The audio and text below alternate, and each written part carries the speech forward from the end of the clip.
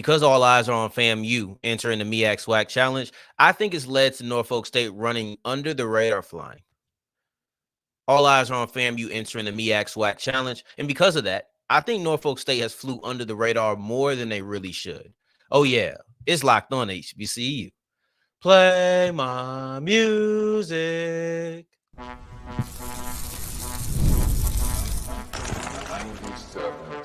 You are Locked On HBCU, your daily podcast covering HBCU sports. Part of the Locked On Podcast Network, your team every day. What's going on, family? Welcome back to another episode of the Locked On HBCU podcast, your number one daily one-stop shop for everything HBCU athletics, Monday through Friday, part of the Locked On Podcast Network, your team every day. And I, of course, am Darian Gray, a.k.a. the Mouth of the South, Texas Southern alum and former TSU Herald Sports editor and current contributing writer at USA Today's Saints Wire.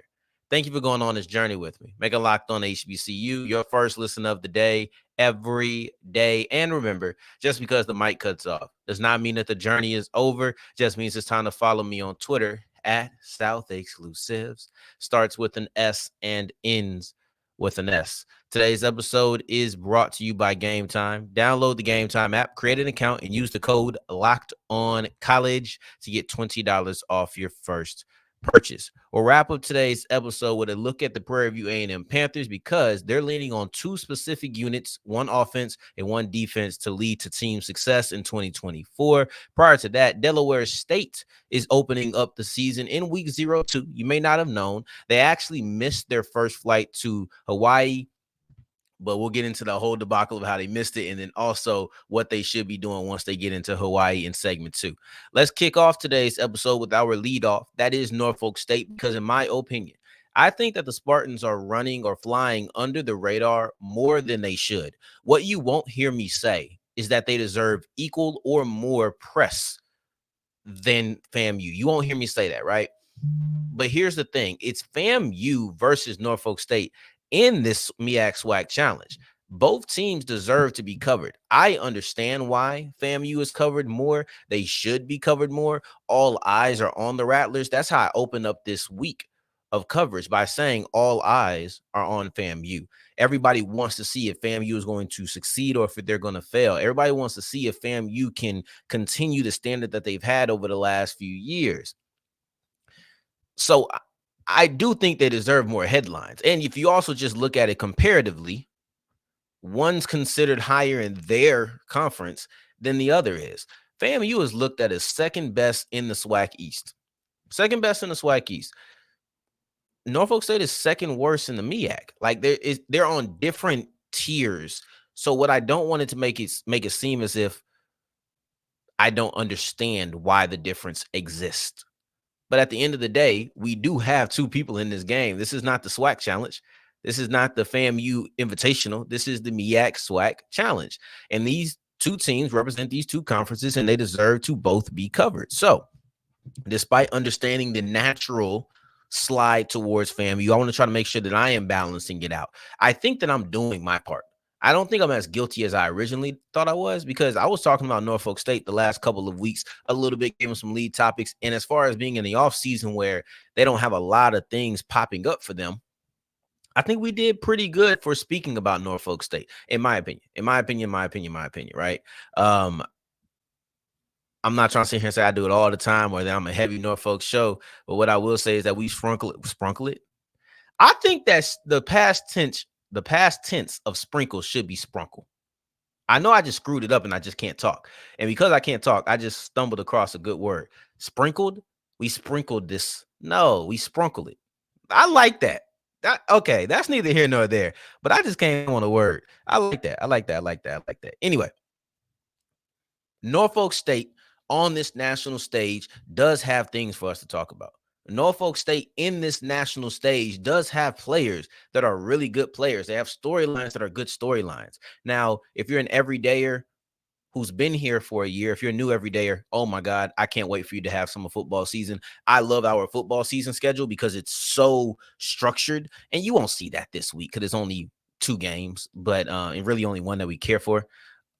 but you will see it going forward in week 2, week 3, week 4. We have some really big things planned for this week, or excuse me, next week. So I don't know if you'll see all of it, but if somebody puts you on the show, ask them about the game of the week and how we do all of that. But basically, we're going to speak about storylines. And with speaking about storylines, I don't want to get too deep into these today and too deep into the matchups and the keys to victory. I don't want to get too deep in those today because they will be back on Friday, right? We'll be back on Friday, 4-hour game of the week, and we'll do some of these things. And if you're new every day, that might have been confusing because it sounded like we're not going to do it. On Thursday, we also do something that we normally that I can't talk today. Anyway, point is Thursday is going to look a little different this week and next week than it will for the rest of the season. Fridays will look the same this week. And then we got some special plan for next Friday. I'm getting ahead of myself because I'm so excited for next week's programming. But let me just focus in on today with Norfolk State. Norfolk State has 13 all MEAC players. So for as much as we want to talk about where they sit in their conference and this, that, and the third, they have 13 all MEAC players. They have the most all-conference preseason all-conference players in the MEAC. I want to see how these guys play for as lowly as they're thought of as a team as far as wins and losses goes. People surely expect them to have some studs on that field, though. Like that's pretty much what people look at. Individual players being good at Norfolk, but team success not being high. That's what we're looking at with that team. Well, two of those players I really want to look at is Teron Mallory and Devon Allen, because Allen's looking to bounce back from injury. He had a hand injury that took him out early, but not too early to where he was the leading defender in pass breakups, right? He was the leading defender in pass breakups in the MEAC. And then you also have Teron Mallory, who had the most interceptions in the MEAC. He had 3 in one game, and that was a real dominant performance. It was the first time ever that a Norfolk State player had done that in school history, 3 interceptions in one game. But you're looking at a defensive backfield that put them together with the rest of the running mates. They were the second best pass defense in the conference as far as yardage goes. They didn't allow that many touchdowns. I think they were third lowest touchdowns allowed. So you're looking at a strong pass defense. I really want to see them. See, here's the thing. Norfolk State is not an exciting team to discuss from what I've seen. But they got some exciting pieces. You just got to look in. You look at Mallory and Allen. Okay, boom, move away from the secondary. Let's look at this quarterback conversation. Not enough is being made about Otto Coons' suspension. I don't love Otto Coons. I'll be honest with you. I really don't. But he was their starting quarterback. I still think I was looking for him to prove something this year. But now you got Jalen Daniels here. And Jalen Daniels, he's 6'5", 220. Like you're looking at a guy who he's about 15, 20 pounds less than Josh Allen, 6'5", so he's built very well. Herbert's probably closer to that. Herbert's probably the closer comparison to him. But I don't know how much of a runner he is. At Garden City Community, he didn't have a lot of rushing stats. You know, that they factor in sack yards to that, obviously. So everything is different, but he didn't have a lot of rushing stats there. I'll be interested to see how much he uses his legs or if he's more of a pocket guy. But he's a 6'5" man, dude. Like, we have to be honest. He's going to see over those offensive linemen, and he's going to be able to read defenses. You know, you have short-term quarterbacks in the SWAC and the MEAC, but he's going to be able to read those defenses well, at least be able to have the vision and have the ability to do it. But then also, you know, they're going to run the ball. You know that the Spartans are going to run the ball, and when they do that, that's what I'm looking at more so than anything else. New quarterback coming in. You're expecting to run the ball. You ran the ball more than anybody else last year. I don't see why that would change. All of that combined. Sorry, I just feel like there's so many things with them, and I'm not feeling that well. I'll be honest with y'all. I'm not feeling that well right now. So I'm just trying to give y'all a great show, but also stay hydrated. So you got to forgive me. But there's not enough talked about when it comes to Norfolk State. I'm not here to tell you that they should be talked about as much as FAMU. We're going to have 5 lead segments this week. FAMU is going to be 4 of the 5. Yeah, FAMU is going to be 4 of the 5. I know who the main event of this, the main attraction is. I do. I understand that Norfolk State winning this game would feel like an upset, even though I don't really know if we feel confident about who FAMU is. Just looking at it, people do feel like FAMU is going to be a solid team. I do too. I do feel like they're going to be solid. I don't know if they'll be great again. That's the question, but I think they'll be solid. Norfolk State, not really looked at like that. So we know who the favorite is, but I won't ignore Norfolk State, because I think they got some really good pieces specifically in that defensive secondary. So as we push forward, let's look at Delaware State. Ironically, Delaware State is the guy, or is the team that Mallory got those 3 interceptions against. So beautiful transition there.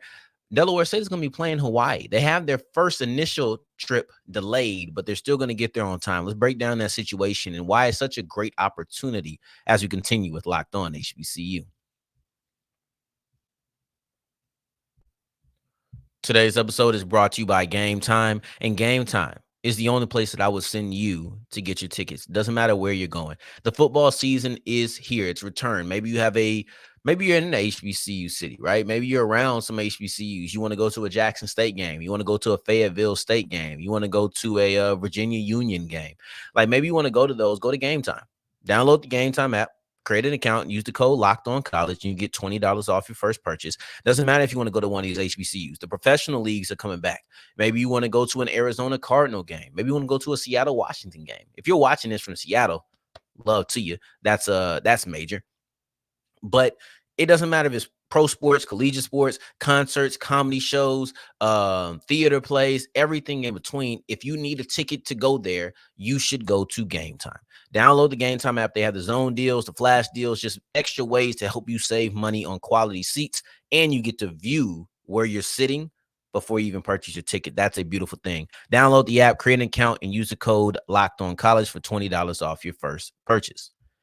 And as we speak about the professional and collegiate sports in their return this weekend, they're going to keep rolling. FanDuel.com/lockedon is the place to be. That is FanDuel.com/lockedon, because when I'm looking at, I heard somebody talking on the radio. I was listening to the radio. I'm such an old head, right? But they were talking about how preseason football is some of the most fun football to put money down on. So if you go to FanDuel.com, they had a couple of tips. I'm not going to give them out because I don't want to be wrong. But go to FanDuel.com, put some money down on the last week of the preseason action. The NFL season is just a week away, next Thursday. So we're about, 8 days away from regular season action. We're about 8 days away from you being able to make a little bread. It's on you. Put down futures, put down the games that are happening right now. All you have to do is go to FanDuel.com/lockedon. And if you put down a $5 bet, you get a 3-week free trial of Sunday Ticket through YouTube or YouTube TV. As we continue rolling on today's episode of Locked On HBCU, I appreciate you for making this your first listen of the day every day, making this your first listen of the day every day. And for your second listen, make sure you're checking out Locked On College Football. You already know they have the live 4-part series breakdown of the Power 4 conferences: ACC, Big 10, SEC, Big 12. Everything you need to know, Spencer McLaughlin and the Locked On Football College Football crew will make sure that you are aware of, because they want to make sure you are a most educated fan as possible. That's what we do here. Locked On HBCU, Locked On College Football. We're in kind of different spheres because he's mostly FBS and I'm an FCS. So it's a different conversation. Anyway, Delaware State has an interesting opportunity when facing Hawaii. I wonder if the delay in their plans to make it to Hawaii are going to disrupt what I wish that they are able to do. So Delaware State had a bus problem. They were supposed to be leaving at Tuesday 4 a.m., right? So before I woke up Tuesday morning, before you heard Tuesday's episode, they were supposed to already be on the bus. By the way, speaking of Tuesday's episodes, so we have an initiative here where we have to do the premieres every single day. So I'm going to try to get out of saying live shows, because now all shows will have live premieres. All shows you'll be able to leave comments, and we're going to do the majority of them in the morning. Friday episode, and every Friday episode afterwards will be an evening show. Every Monday episode from now on will be an evening show. But if you're ever up, just 7 o'clock in the morning is typically when I do it.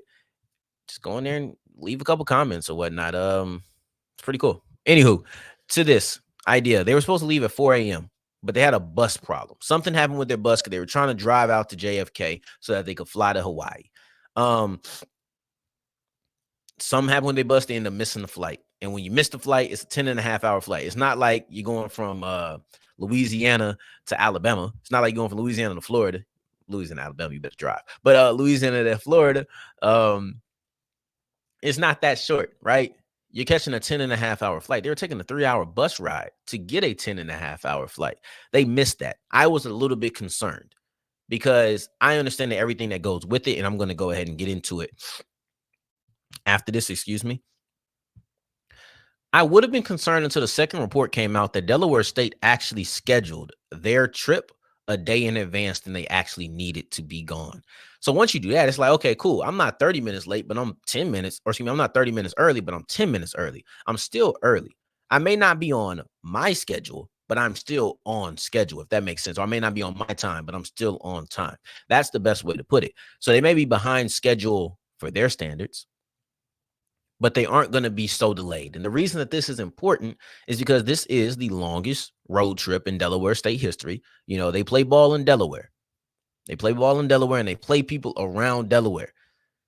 They don't typically go to Hawaii. And when you're going to Hawaii, man, I really hope, even with the delay, I think it's a little bit more doubtful now with the delay, but I really hope that they're able to absorb some of that culture. I understand that it's not a vacation. It's a trip. It is a trip, though. And it's going to be difficult for you to knock me out of that belief. For me, I'm looking at Delaware State going to Hawaii, and y'all like, man, this is a beautiful area.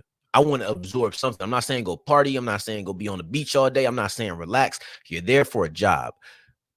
But I think it was some ACC basketball team coming to a MEAC basketball team. I wish that I could have got specifics, but I didn't remember enough details to Google it and get the specifics. It was some ACC team going to a MEAC team. And the way they collabed, it was meant to educate that ACC team. For some reason, I feel like it was Duke. But I just know it wasn't. But basically, that ACC team still had time to come visit a museum. They still had time to see certain things because that was in their schedule, to be able to go around the city and educate their players on some of the I think it might have been civil rights or something of that nature. I know it was race related, though. I do know that. I think they could have done something like that in Hawaii. It would have been nice. I wonder if that's the reason they scheduled everything a day in advance, so that they could have this time to do that. But then on a less loose note and much more serious note, you're now looking at the time difference. I was watching UFC 304, and England is 5 hours behind. Yeah, England is No. They're 5 hours ahead of. They're 5 hours ahead of New York time, right? The Eastern time zone, which is where Delaware State is. And they were talking about how some of the athletes were just so drained because it was 3 o'clock in the morning where they were fighting, but it was midnight in the States. So they kept it on that time, as far as they kept it in relation to U.S. time. However, the UFC ran their event in relation to U.S. time, so that way all the U.S. fans could watch it. But obviously not on that time zone, and there was a little bit of an energy difference, right? Now you're looking at a primetime Hawaii game. Hawaii is 6 hours behind the Delaware time zone, the Eastern time zone.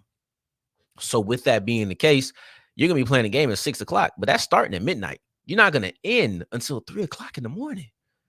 You got to have your body adjusted for that. I've never had to change time zones of that degree, but I can only imagine what it is. Yes, I want them to absorb themselves in the country. Not in the country, in the culture. I want them to absorb themselves in everything that Hawaii provides, because this is a moment. This is a once in a lifetime opportunity, like Coach explained it to be.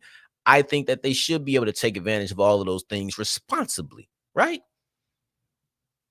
Maybe not now with the time difference, but you still, or excuse me, with the delayed trip, but you do have to get adjusted to the time difference. That is a non-negotiable. Like that's something that you have to ensure that you do, because if you don't, you're going to be dragging, and they're used to it. This is their time zone. You're going against the FBS opponent, so you're going to go to their house. They're not coming to Delaware State. You're going to Hawaii, and with that comes the advantage of playing in Hawaii for them. The time zone difference. People aren't always accustomed to that. And it's a prime game. Now, if this was like a noon game for them, it would end up being a 6 o'clock game for us. Like if it was just a prime time game in the States, but it was a regular game, regular timed game in Hawaii, that'd be a completely different story. But anyway, if you're a night owl, check that out. If you're not, who knows? Anyway, as we push forward, PV is relying on the defensive ends or the defensive line and their running backs in 2024. We're going to break down a couple of quotes from Coach McDowell that paint this story as we continue with Locked On HBCU. Today's episode is brought to you by Ibotta, and I understand you have the last couple of days of summer vacation, and the kids, maybe the kids are in school. Maybe the kids are in school, maybe they're not. Maybe you just want to go on a little bit of a vacation because, hey, it's the end of August. It's still hot. I want to go somewhere and enjoy a beach, get you some sunscreen, get you some beach ball, get you some beach towels, get all of those things that come with having a vacation. And with that, you then have to get the Ibotta app because it allows you to get money back on all of the things that you used, all the things that you bought. Now, you have some people who are able to make $256 a year back on Ibotta. And when you look at that, think of what you can get with $256, right? Like that's big time. And they're going to hit you back in your PayPal, going to hit you back with gift cards in your bank account. However you want the payout to be, that's where they can go to. So I right now would tell you to go to Ibotta because Ibotta is offering listeners $5 just for trying Ibotta by using the code Locked On College when you register. Just go to the App Store or Google Play Store and download the free Ibotta app to start earning cash back. And make sure you use the code Locked On College. That's IBOTTA in the Google Play or App Store. Use the code Locked On College. As we're wrapping up today's episode of Locked On HBCU, I appreciate you for making this your first listen of the day, every day, making it all the way to segment 3, and I thank you 2 times for that. Prairie View A&M is a team that is predicted to be the second best team in the SWAC West, but they find that to be disrespectful. I understand. You're looking at the team that won the SWAC West last year. They're like, man, we should be number 1 again. Y'all understand what we've done? We've won the SWAC West 2 out of the last 3 years. We're going in for the second time in the Bubba McDowell era, right? So he's been around for now what's going to be his 3rd year. He's looking to get another SWAC West title. He's been very successful early in his career. As much as the TSU in me is gritting my teeth to say that, he has been very successful winning the SWAC West in just his 2nd year as a head coach, bringing them right back to a place that I think some doubted they'll be able to reach as quickly after Eric Dooley left the program. But here they are. And if they're going to be able to achieve that feat for now a 3rd time in 4 years, a 2nd time under Bubba McDowell, then they're going to lean on their defensive line and their running backs. I have heard how they speak about other units because there was a phenomenal interview. Y'all know my guy Kyle T does good work. Y'all got to check out HBCU Legends, right? And I don't mind shouting people out because at the end of the day, when they eat, I'm still eating. That don't matter to me, right? Like, it's not like them eating all of a sudden is going to stop me and what I'm doing. If I'm not eating, it's because me. It's because of me. So that's number 1. Number 2, that's reading. So it's a different format. Y'all do what y'all got to do. I'm always going to show love, bro. If you make great content, I'm going to say you make great content. I'm not afraid to shout nobody out. But anyway, where was I? So the D-line and the running back, that's right. So I heard how Coach spoke about the other units, and there was joy, there was belief, there was positivity. Like it was good. But when he spoke about these units, it was different. And this is a literal quote from him directly. And I quote, we're relying a lot on the defensive line to come out and do what they're supposed to do. The word relying, you could either say that that's the missing piece and we're relying on them to complete us, or that's going to be the one spearheading. And when you hear him talk, and I'm going to give the entirety of the quote, you could tell that that is the spearhead. That's not, we need you to be the missing piece. So here goes the entirety of the quote. He said, I quote, Coach Rock and his staff went out defensively and, beefed up that offensive line or that defensive line. So we're relying a lot on the D-line to come out and do what they're supposed to do. This is the first time since I've been here that we've had a big across a board, or we've been that big across the board from the first group, second group to the third group. So now we're able to get guys in, and rotate when we need them or need be. I can't talk today. My apologies. I'm all thrown off. I don't know what I need to do, but I need to do something because I have to bring you guys 2 more shows this week. Anyway, he brought up 3 highlight players: Chester Gafford, Stephen Shaw, and then you also have CJ Presley. Shaw was there last year. Uh, Gafford is a transfer, and then Presley is the big dog. First team preseason all SWAC. He's the guy who's expected to take that next step and become one of the best defenders. Now, if you're just looking in general, first team, second team, third team, to be able to do all of that on the defensive side of the ball, on the defensive line specifically, that's going to go wonders, because at the end of the day, the offensive line is the offensive line. And if you can continue to bring in fresh bodies that can dominate the trenches, then we're having a completely different conversation. To have a first unit, there's teams out here who don't even have a first unit that can dominate in the trenches. To have multiple able bodies to be able to go 4 deep, 3 deep at a couple of different positions, to be able to do that, that's a different conversation, man. If you can bring in your third rotation of defensive tackles and they're fresh and they can still move really well, not as good as your first team, obviously, but they can still move really well, that offensive line, those offensive guards are not going to have fun. That's not good for them. They're going to dread that. So now you look at the running backs on the other side of this whole thing, and he says, then you get to the run game, and you get to the run game, and he talks about how he has a solidified starter. He says, well, we know Connor's gonna, that's Connor Wisham. Well, we know Connor's gonna start it off, Then we have Lamaje McDowell, and then we have Jamarius Brooks. And then he goes on to say that we're loaded back there. Then he goes on to say, again, we know what we can do in the backfield. Puts the pressure on the offensive line to open up some holes. He doesn't even say wide holes. He just said open up some slight holes for us. This is confidence. You see the confidence in the defensive line, how he speaks. He says we're relying a lot on the D line. You hear the confidence in the running back. We're loaded back there. We know what we can do back there. And even when you just talk about the first guy, Connor Wisham, well, we know Connor's going to start it off. Boom. Instant confidence from the top to the bottom. He likes these guys. So I know they don't know who the quarterback's going to be. He talking about they might have a 3-headed monster. Then he says he thinks he's going to release the answer on Thursday. We'll see how that goes. But in general, you're looking at Prairie View A&M leaning on those 2 units as the 2 units who's going to drive them to a second SWAC West championship second SWAC.